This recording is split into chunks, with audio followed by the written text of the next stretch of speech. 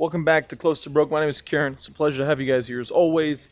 Today, we're going to be heading over to a home game that you guys have seen before, the one a couple vlogs back that we did pretty decent in. So, not much to talk about as opposed to the usual car driving B-roll. I'm actually on my motorcycle today, so we're gonna have to be safe. No way I can be on my motorcycle and trying to record B-roll, so I'll spare you guys the burden. If you guys haven't checked already though, we're actually hosting our very first ever meetup game July 16th here in Los Angeles, California. If you guys want some more information, the link is down below. Super easy to sign up. You guys can actually call the casino. I'll leave the phone number down in the description. Let them know you want to play. Give them your initials and you're on the wait list. And if you guys have any questions about the giveaway that we're doing, the huge package for WSOP, the link is down in the description below. Anyways, I love you guys as always, and we'll see you guys in what's going to be hopefully a pretty decent episode. Let's make some money.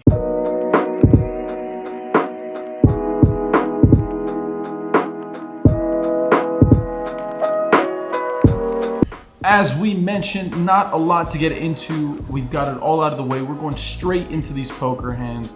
We have 9 hands to go over today, and as per usual, the best hand of the night is the last hand. So let's get right into this session, break down all these hands, and discuss where we went wrong, where we could have done better, and how we were able to fix our emotions as we were down $1,600 very early into this game. Very early on in the session, there's a couple things that I want to point out here. We're 6-handed or something like that, and everyone is playing about $1,000 effective, playing 5-5, so 200 big blinds for the most part, and I've been the only one straddling the entire time, pretty much to this point. So with all that being said, first hand to get into. The button limps, the small blind goes ahead and isolates here to $25. Next to act makes the call. I'm here in the straddle with 6-3 of clubs. Gonna go ahead and defend pretty much anything in the straddle for a size this small, especially when there's already a limp of $10. All that being considered, I go ahead and make the call here with my suited double gapper. The button makes the call as well. We're 4 ways to a flop, which comes Queen, Jack, 4, all clubs. Woo-wee! We have found a way to get ourselves a huge, huge hand here. Unfortunately, the initial raiser pre-flop decides to make the check. The big blind checks as well, and it gets to me. Considering my hand can use quite a bit of protection, I think it is important to size up here and use a larger bet sizing. I go ahead and do just that, betting $60, looking to get value from hands like top pair, middle pair, pair plus flush draws, and quite a few more hands that are drawing. Both the big blind and the button make the call. The turn is a king of spades. It doesn't change a whole lot besides a couple of straight draws getting there. After it checks to me, I go ahead and decide that I need to bet here once again. And again, I want to use a fairly large sizing, considering that we want to give the wrong price for these players to make the call with their drawing hands. I go ahead and bet $225, which is like 80 to 90% of the pot. Pretty big size bet here. And unfortunately, both players make the fold. The big blind shows that he folded a queen, so I guess our sizing was a little too large, but we do have to consider that the button was still in the hand and he was probably drawing as well. So can't kill myself over it. Pretty happy that we were able to get a good hand in the first orbit. Alrighty, looking to piggyback off the last hand and playing some good poker. Early position decides to limp here. We're playing 5-handed at this point. I look down at pocket jacks here on the button. I go ahead and isolate. The small blind, which is the most action player I think I've ever played with in my life, decides to make the call, as well as the early position limper. The flop comes ace 10-3 with 2 diamonds. When it checks to me here, I think we just want to play a lot of pot control and evaluate on different turns and rivers. So I go ahead and make the check. The turn comes a 5. Small blind checks, an early position player decides to lead out here for $50. Considering our plan this entire time was to check and evaluate, pot control, not really build too big of a pot, I think this is totally fine to just go ahead and make the call. The small blind gets out of the way. The river comes a complete brick. It's a deuce, doesn't complete any flush draws. And when he decides to bet $60, as we mentioned, not much to really talk about here.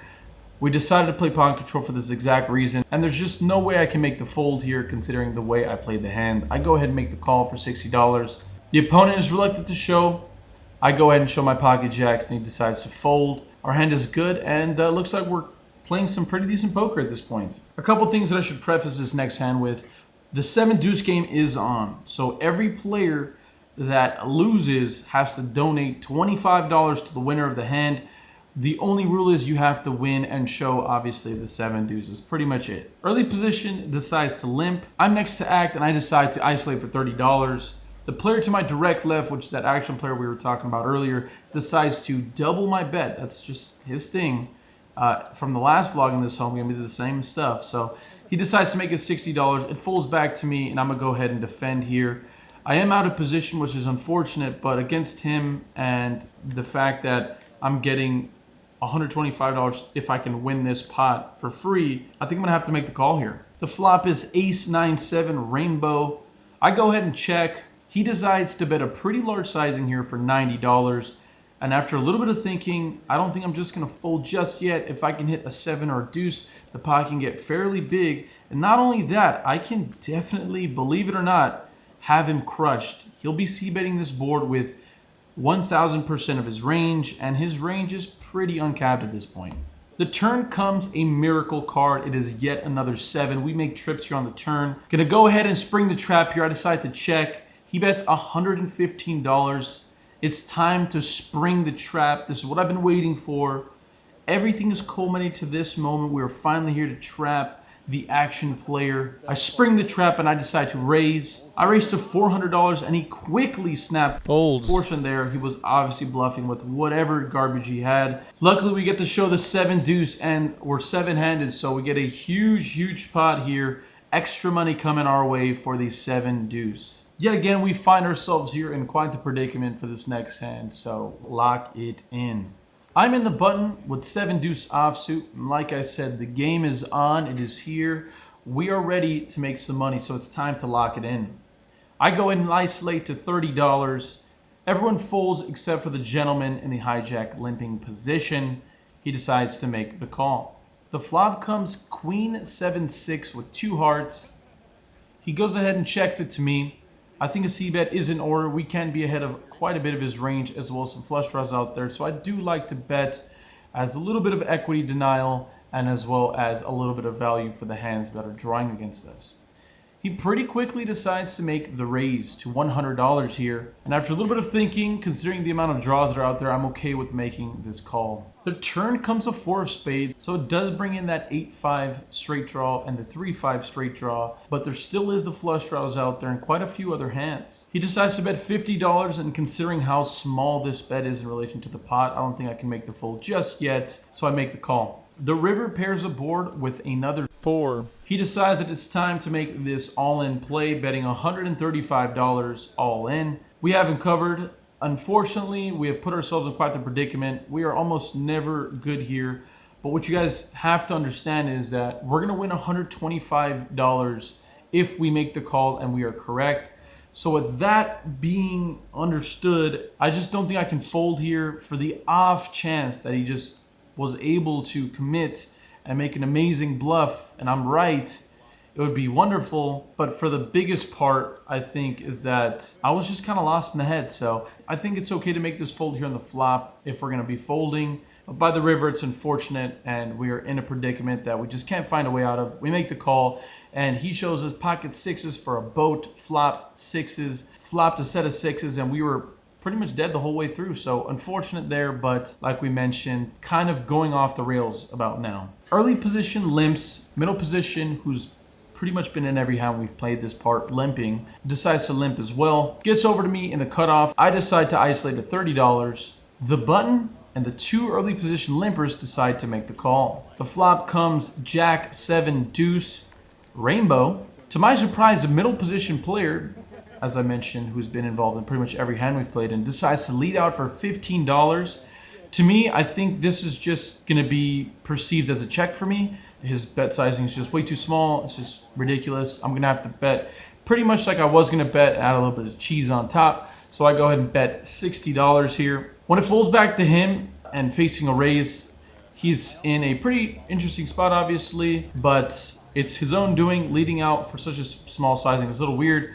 So when he thinks about it for a little bit, he decides to make the call. The turn is a pretty dreadful card, considering not only can I be behind now, but it's an action killer, and that is a jack. He decides to use this card as a leading card once again and bets $100. Considering that it is still a little too early to make this fold, I decide to make the call. The river comes in ace. If we were in front of a couple of hands, we are now behind quite a few. It's unfortunate when he decides to bet yet again $150.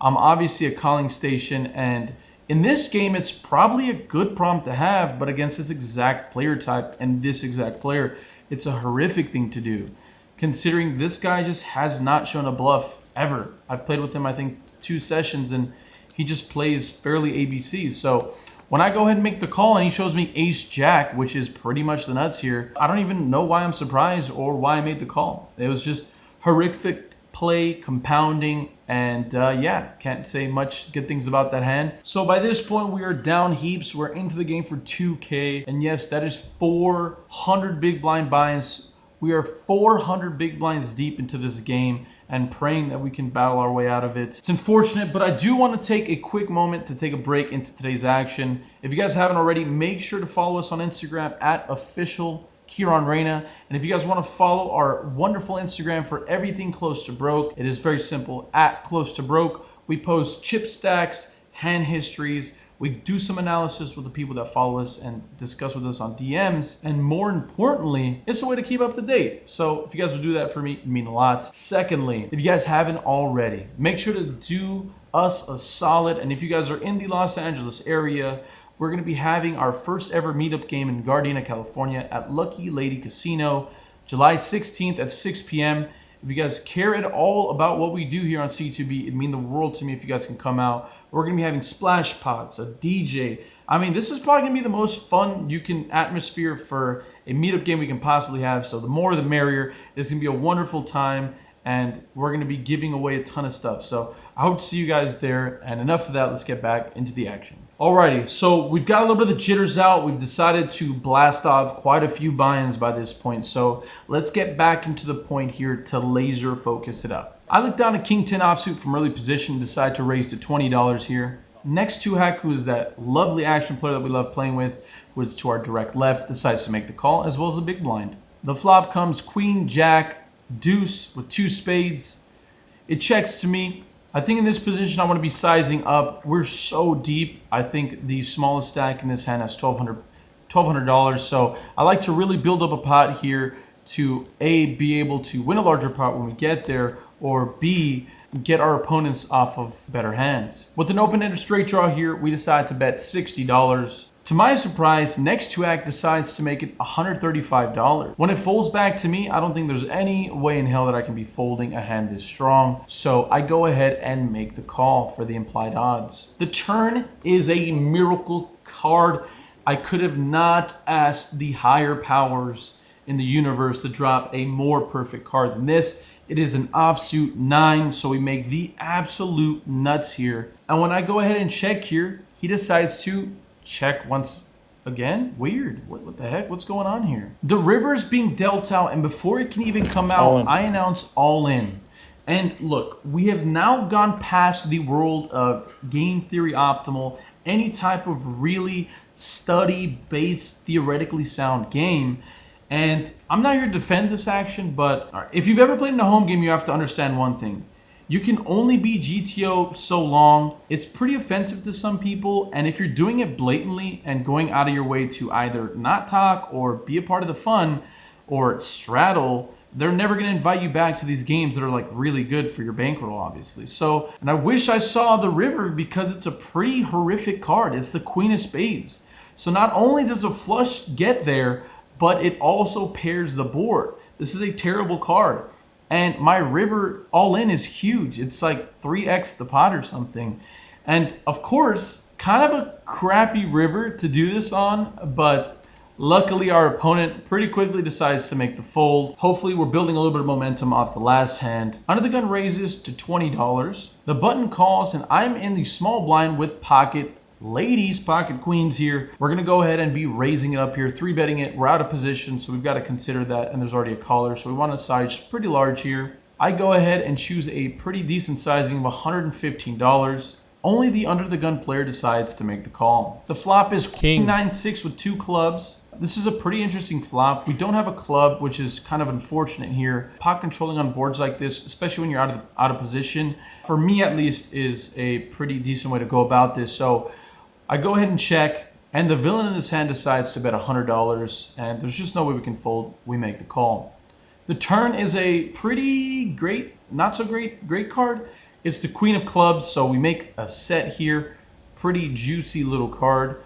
I go ahead and check once again, and it's an interesting little spot here because he's attempting to bet $200. He doesn't verbalize it, but he string bets. He bets $100 and then $200. I don't think the guy's angle shooting me whatsoever, but I think with a hand that could use a whole lot of protection, there's so many cards that can either kill action or improve my opponent on the river to a better hand. So I want to go ahead and raise here. I go ahead and raise to $400, and he pretty instantly snap mucks. Unfortunate spot there. It's all good. At least we got, took another hand down, and we're starting to build some momentum.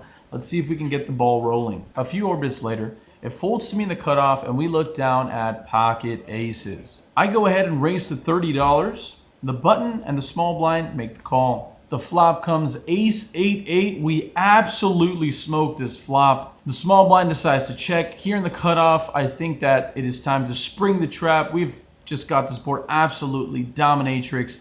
And if an opponent doesn't have an 8, it's nearly impossible to continue on this board. Not only that, we've got our favorite action player in the button. So maybe with the position, he decides to blast off. Unfortunately, he decides to check it through. The turn comes a Queen of Hearts. The small blind surprisingly decides to lead out here for $100. I don't think there's any merit in really raising here. Again, there's just very few hands that we're targeting that can make this call. Not only that, I'd like to invite the button to make a loose call as well. Luckily, he does. So we're off to a river 3 ways. The river is an absolute brick. The small blind player is not stopping his betting though. He bets $200. And I think about it for a little bit, thinking between just calling and raising. And to be honest, it ended up just me locking in the idea that I'm just going to call and Hollywood a little bit to allow the button to see this and make a really courageous raise or even calling where he wouldn't usually call. So after a little bit of thinking, I decided to make the call. And unfortunately, the button snap folds. And here is where everything goes bad. So obviously we won the hand. We have the best hand, but the small blind mentions to me that he flop trips. This just is so frustrating, and honestly, it just kind of put me in a very frustrated frame of mind because I preach this like, bet your range on boards like this. If I just threw a little feeler bet for like 20%, like what I usually do, this pot ends up being huge. And forget all that. Checking this flop is totally fine. Forget all of that. We're on the river by this point. When he bets $200 on a board that is so dry, he just has to have something. And if he doesn't, I should be raising anyways. It does me no help to just call here. And praying and hoping that being Trappy McTrapster is going to help me getting the button to blast off his stack is so just flawed in its thinking. It's such bad poker that, like, even saying this back, and sure, I won a big pot, but I feel like an asshole. I should have won a huge pot.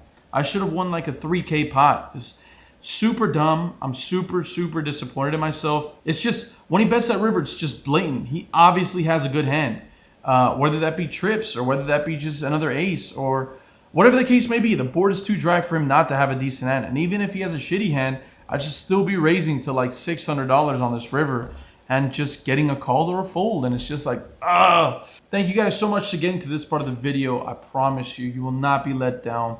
This ends up being one of the best, craziest hands I think we've played today on the vlog. And definitely in the top 3 or 4 in pot sizes for sure. So strap up. By this point in the session, we are battling back slowly, and after what was quite a bit of a swingy session, we're looking to just cool it down.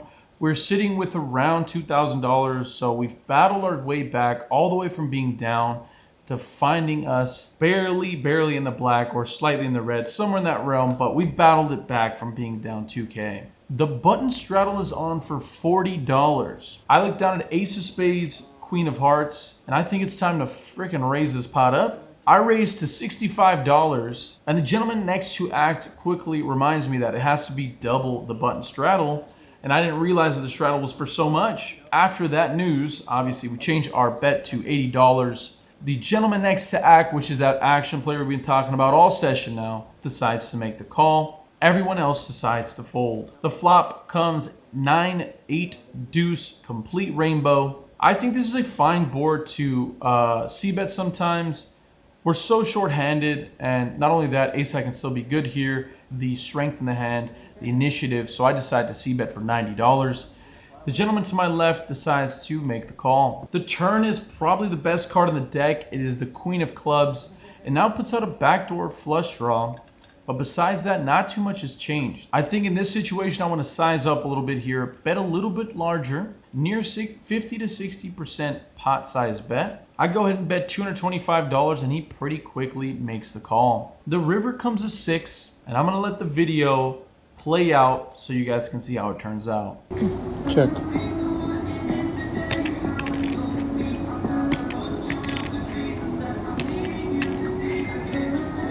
All in. Call. Shit. As you guys just saw there, you might be a little confused at what I was doing, but we waited the entire session, literally the entire session, 5 hours or 4 hours of play, the whole night for this exact moment, for this to happen. Trappy McTrapster, all this nonsense, to get it all in with one pair, and it finally paid off. I don't even know what his stack size was. You guys can see it here on the graphics because I was able to look at the stack sizes in post. It just didn't matter. I knew what I was doing. I had a plan. I was gonna call whatever he bet. I laid the trap and it finally paid off for me. So, woo, that was awesome. So, pretty crazy session as you guys saw. The breakdowns were crazy. Obviously, I had a lot of fun. I'm like losing words. I was in for 2K and somehow battled all the way back from being down like $1,600 at one point to winning exactly actually $3,500. So feels good to pull a win out when you were just not looking good. Pretty fun session. Again, home games, although the rake is high, usually the action ends up being there. So we've talked about in the past how we don't always love these games and these opportunities, but we found a way to make it work out, and we found a way to bring some money home. So that is a win for us, and I'm grateful, I'm thankful. The only thing that's not exciting is that now I have a long ride back home on the motorcycle. So I appreciate you guys all dearly. God bless you all. Crazy session. It was a ton of fun. And again, if you guys haven't already, make sure to come through to the poker game, meetup game, which is going to be July 16th at 6 p.m. at the Lucky Lady Casino. We've already mentioned it like 1,000 times. I'm going to keep mentioning it. I'm going to bother you guys. So love y'all dearly. Until the next time, it was a pleasure. And yeah, deuces.